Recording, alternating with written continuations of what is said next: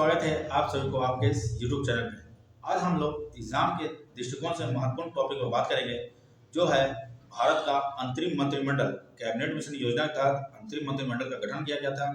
इसमें आपके मंत्री दे दिए जाएंगे और उनके विभाग के बारे में पूछेंगे। वहीं दूसरा है स्वतंत्र भारत का प्रथम मंत्रिमंडल। इन दोनों टॉपिक से हमेशा क्वेश्चन पूछे जाते हैं और बच्चे कंफ्यूजन में से छोड़ कर आते हैं, तो हम लोग इसे बहुत आसान तरीके से समझेंगे ताकि आपके एग्जाम में क्वेश्चन आए तो आपसे छूटे ना। तो चलिए हम लोग शुरू करते हैं। और इस टॉपिक को शुरू करने से पहले अगर आप लोग को इस तरह का वीडियो अच्छा लगता है तो वीडियो को सब्सक्राइब कर दें। तो देखते हैं, पहला है कि कैबिनेट मिशन योजना जो आया था वो 1945 में आया था। पता है आप लोगों को कि कैबिनेट मिशन योजना 1945 में आता है। इस मिशन योजना के तहत भारत में संविधान सभा का गठन किया जाता है और भारत का विभाजन प्रस्ताव किया जाता है। तो कैबिनेट मिशन योजना 1945 में आता है। इसी के तहत अंतरिम मंत्रिमंडल का गठन किया जाता है। ये अंतरिम मंत्रिमंडल जो है कुछ समय के लिए उसे अंतरिम मंत्रिमंडल के नाम से जानते हैं। इसका गठन किया जाता है और ये गठन कब होता है? 2 सितंबर 1946। ये भी क्वेश्चन पूछा हुआ है कि अंतरिम मंत्रिमंडल का गठन कब होता है? गठन तो 2 सितंबर 1946 में होता है। अब देखते हैं कि इसके मंत्री कौन कौन थे और इसके विभाग क्या है। तो हम लोग देखें सबसे पहले कि जवाहरलाल नेहरू। तो जो जवाहरलाल नेहरू थे ये कार्यकारी यानी अंतरिम मंडल में कार्यकारी परिषद के अध्यक्ष थे। कार्यकारी परिषद के अध्यक्ष थे और विदेशी मामला इन्हीं के पास था और ये राष्ट्रमंडल के भी अध्यक्ष थे। तो ये सब प्रथम पहला मंत्री थे जवाहरलाल नेहरू, जो कार्यकारी परिषद के अध्यक्ष थे। ये क्वेश्चन पूछा गया है। अब इससे हमेशा क्वेश्चन पूछा जाता है सरदार वल्लभ भाई पटेल। तो आप लोग पता है सरदार वल्लभ भाई पटेल जो अंतरिम मंत्रिमंडल था उनमें गृह मंत्री थे। ये कौन थे? गृह मंत्री, जो जिसे होम मिनिस्टर के नाम से जाना जाता है। और इनके पास एक मंत्रालय और था जो था सूचना और प्रसारण मंत्रालय। तो 2 मंत्रालय इनके पास था, पहला गृह मंत्री थे और दूसरा सूचना प्रसारण मंत्रालय इनके पास था। तो आप लोग पता है कि जो उस टाइम भारत का जितने भी रियासतें थे सभी का एकीकरण वल्लभ भाई पटेल ने किया था। ये गृह मंत्री थे इसलिए। अब देखते हैं बलदेव सिंह। तो बलदेव सिंह क्या थे? तो बलदेव सिंह रक्षा मंत्रालय इनके पास था। तो इनको याद इस तरह से किया जा सकता है कि जिसके पास बल होता है वही रक्षा कर पाएगा। तो इस तरह से ट्रिक्स आप याद कर सकते हैं कि बलदेव सिंह कौन है? रक्षा मंत्रालय, यानी बल जिसके पास होगा वही रक्षा कर पाएगा। तो इनके पास रक्षा मंत्रालय था। अब देखिए जॉन मथाई। तो जो जॉन मथाई थे इनके पास उद्योग तथा आपूर्ति विभाग था। जॉन मथाई के पास क्या था? उद्योग और आपूर्ति विभाग। अब देखते हैं सी राजगोपालाचारी। ये हमेशा क्वेश्चन पूछा था सी राजगोपालाचारी से। तो सी राजगोपालाचारी थे जिस चक्रवर्ती राजगोपाल के नाम से जानते हैं, वो उनके पास शिक्षा विभाग था। तो शिक्षा विभाग किसके पास था? सी राजगोपालाचारी के पास। अब देखते हैं कि एच.सी. भाभा। तो एच.सी. भाभा के पास खनन एवं बंदरगाह मंत्रालय इन्हीं के पास था, एच.सी. भाभा के पास। वहीं बात कर लेंगे कि राजेंद्र प्रसाद जो भारत के प्रथम राष्ट्रपति बने और संविधान सभा के प्रथम अध्यक्ष बने, वो कौन थे? तो उनके पास खाद्य एवं कृषि मंत्रालय था। इस तरह से याद करते हैं इनके बारे में कि बिहार में खाद्यान्न की उपलब्धता बहुत ज्यादा है। बिहार का जो अर्थव्यवस्था है वो खाद्यान्नों पर निर्भर है। तो खाद्यान्न मंत्री कौन था? राजेंद्र प्रसाद। और राजेंद्र प्रसाद बिहार से ही थे। अब देखते हैं आसफ अली। तो आसफ अली के पास क्या था? तो रेलवे, यानी रेलवे जो मंत्रालय था वो आसफ अली के पास था। तो आसफ अली रेलवे मंत्रालय था। और इसे इस तरह से याद करते हैं कि आसफ अली क्या था? रेलवे। ठीक है। अब देखते हैं हम लोग जगजीवन राम। तो जगजीवन बाबूजी के पास क्या था? तो उनके पास श्रम मंत्रालय था। कौन सा मंत्रालय था? श्रम मंत्रालय। तो इस तरह से याद करते हैं कि जग में जीवित रहने के लिए श्रम करना जरूरी है। तो इस तरह से आप याद कर सकते हैं कि जग में जीवन जीने के लिए श्रम करना जरूरी है। तो जगजीवन से हो गया श्रम मंत्रालय।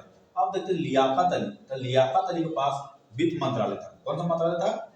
वित्त मंत्रालय, यानी लियाकत अली के पास वित्त मंत्रालय था। वहीं बात करें कि गजानतर अली खान था, इनके पास स्वास्थ्य मंत्रालय था। इनके पास कौन सा मंत्रालय है? स्वास्थ्य मंत्रालय। आप लोगों को नहीं दिख रहा होगा, हम थोड़ा ऊपर ले लेते हैं। इनके पास स्वास्थ्य मंत्रालय था।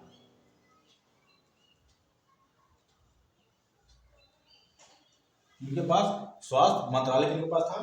तो गजानतर अली खान के पास। यानी आप लोग गाजर खाइएगा तो स्वस्थ रहेगा। इस तरह से याद करते हैं कि गाजर खाइएगा तो स्वस्थ रहेगा, यानी गाजर खाते आप लोग तो स्वस्थ रहता है। आप लोग इस तरह से हम लोगों ने देख लिया कि अंतरिम मंत्रिमंडल जो 2 सितंबर 1946 का गठन किया गया था, उसमें कौन कौन विभाग के अध्यक्ष थे। बहुत बार क्वेश्चन पूछा गया है। चलिए अब देखते हैं कि जब भारत स्वतंत्र हुआ 1947 में, तो भारत में जब संविधान सभा का गठन होने के बाद भारत में स्वतंत्र भारत का पहला मंत्रिमंडल कौन कौन था। तो बस देख ले कि स्वतंत्र भारत का प्रथम मंत्रिमंडल देख ले, तो मंत्री की बात कर ले तो इनमें भी जवाहरलाल नेहरू, जो जवाहरलाल नेहरू थे वो उसी तरह से प्रधानमंत्री बनाए गए। यानी प्रधानमंत्री जवाहरलाल नेहरू थे, प्रथम प्रधानमंत्री। पता ही होगा आप लोग को कि भारत के प्रथम प्रधानमंत्री जवाहरलाल नेहरू थे। और ये एज जैसे जिस तरह से अंतरिम मंत्रिमंडल था, बस बाकी सारा विभाग इनके पास वही था। जिस तरह से राष्ट्रमंडल के अध्यक्ष थे, विदेशी मामले थे इनके पास, और ये विज्ञान मामले इनके पास बढ़ गया।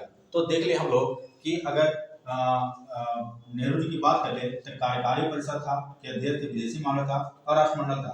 और स्वतंत्र भारत का पहला मंत्रिमंडल भी इनके पास वही थे। ये प्रधानमंत्री से बन गया और मंत्रिमंडल स्वदेशी विदेशी मामला ये सब बस एज है। तो आप लोग अगर एक याद कर लेते हैं तो आपको दूसरा याद करने की जरूरत नहीं है। बाकी कुछ परिवर्तन हुए हैं वो आप लोग को बहुत आसानी से याद हो जाएगा।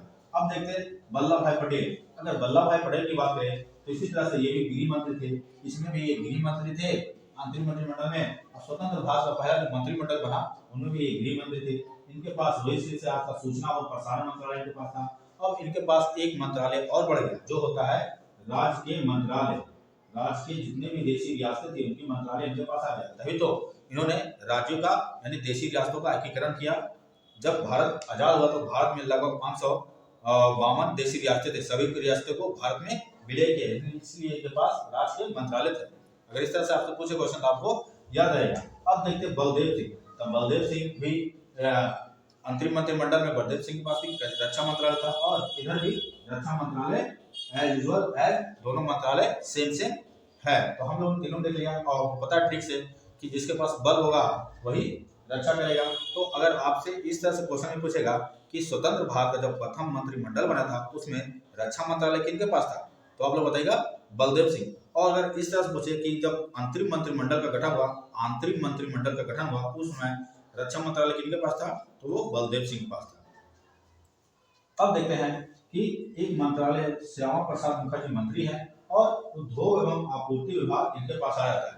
इधर देखते हैं कि उद्योग आपूर्ति विभाग जो है ये है जॉन मथाई जी के पास। जॉन मथाई जी के पास उद्योग एवं आपूर्ति विभाग है, और इधर उद्योग एवं आपूर्ति विभाग चेंज होकर श्यामा प्रसाद मुखर्जी के पास आ जाता है। तो ये चेंज होता है। और एक चीज याद कर ले हम लोग, श्यामा प्रसाद जो मुखर्जी है वो मंत्रिमंडल से त्याग पत्र देने वाले पहला मंत्री है। यानी जो संसदीय मंत्रालय होता है यानी संसदीय मंत्री से इस्तीफा देने वाले पहला मंत्री कौन है, श्यामा प्रसाद मुखर्जी। ये भी क्वेश्चन पूछे तो आप लोग याद रखिएगा। अब देखते हैं कि जो शिक्षा मंत्रालय है, शिक्षा मंत्रालय यहाँ पर अबुल कलाम यानी मौलाना अबुल कलाम आजाद हो जाते हैं, भारत के प्रथम स्वतंत्र भारत के प्रथम शिक्षा मंत्री।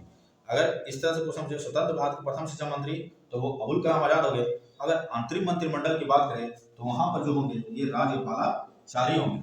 अंतरिम मंत्रिमंडल में जो शिक्षा मंत्री होते हैं वो राज्यपालाचारी होते हैं, और अबुल कलाम आजाद स्वतंत्र भारत के प्रथम मंत्रिमंडल में होते हैं। तो अगर आपसे यही से ज्यादा क्वेश्चन बनता है कि स्वतंत्र भारत के प्रथम शिक्षा मंत्री अबुल कलाम आजाद थे, ध्यान रखिएगा। अब एच.सी. भाभा को यहाँ पर वाणिज्य मंत्रालय मिल जाता है, जबकि इस यहाँ पर जो मंत्रालय होता है वो खनन विभाग मंत्रालय होता है एच.सी. भाभा के पास। अब देखते हैं कि राजेंद्र सिंह जो हमारे भारत के प्रथम राष्ट्रपति राजेंद्र बाबू जी के पास वही मंत्रालय है जो पहले मंत्रालय था, वही मंत्रालय राजेंद्र के पास खाद्य एवं कृषि मंत्रालय मिला है। अब देखते हैं जॉन मथाई जो थे यहाँ पर रेलवे मंत्री बन जाते हैं। जॉन मथाई यहाँ पर रेलवे मंत्री बन जाते हैं। और जॉन मथाई अगर यहाँ बात करें तो जॉन मथाई जो है वो उद्योग एवं आपूर्ति विभाग होते हैं, लेकिन उद्योग एवं आपूर्ति विभाग यहाँ पर होते हैं। और यहाँ पर बात करें तो उद्योग एवं आपूर्ति विभाग जो होता है वो श्यामा प्रसाद मुखर्जी के पास होता है। ठीक है, तो आप लोग इस तरह से ध्यान रखिएगा कि उद्योग एवं आपूर्ति विभाग स्वतंत्र भारत की बात करें तो यहाँ पर श्यामा प्रसाद मुखर्जी होगा, और जॉन मथाई यहाँ पे होगा। जॉन मथाई यहाँ पर बन जाते हैं क्या, तो रेलवे मंत्री बन जाते हैं। तो इस तरह से हमने आपके सामने दोनों चार्ट बना दिया है, आप लोग इसे ध्यान रखिएगा। अब देखते हैं कि जगजीवन राम, तो जगजीवन राम वहां पर भी श्रम मंत्री थे, यहाँ पर भी श्रम मंत्री है। जगजीवन राम याद रखना है कि जग में जीवित रहना तो श्रम करना पड़ेगा। अब देखिए सन्मुखम शेट्टी यहाँ पर वित्त मंत्री हो जाते हैं। सन्मुखम शेट्टी यहाँ पर वित्त मंत्री हो जाते हैं, और अंतरिम मंत्रिमंडल में सन्मुखम शेट्टी जो होते हैं वो अंतरिम मंत्रिमंडल जो वित्त मंत्री होता है वो लियाकत अली जी होते हैं। अब देखते हैं कि यहाँ पर स्वास्थ्य मंत्री जो हो जाते हैं, स्वास्थ्य मंत्री यहाँ राजकुमारी अमृता कौर यहाँ पर हो जाती है, यानी स्वास्थ्य मंत्री यहाँ पर राजकुमारी अमृता कौर हो जाती है। और अंतरिम मंत्रिमंडल की बात करें तो यहाँ पर जो होता है गजांतर अली खान, यानी गाजर खाते तो स्वस्थ रहते हैं, यहाँ पे स्वस्थ कौन रहेगा, जिसके पास अमृत रहेगा। तो इस तरह से मैंने आपको अंतरिम मंत्रिमंडल और भारत का स्वतंत्र भारत का प्रथम मंत्रिमंडल जो 1947 में स्थापित किया गया है, दोनों के बारे में बहुत अच्छे से समझा लिया। अगर आपको इस तरह से समझ आता है तो आप लोग मेरे साथ बने रहिएगा और वीडियो को लाइक कीजिएगा, सब्सक्राइब कीजिएगा, शेयर कीजिएगा और इस तरह के आपके टॉपिक हमेशा मिलते रहेंगे। तो तब तक के लिए धन्यवाद। आप लोग इसे नोट कर लें।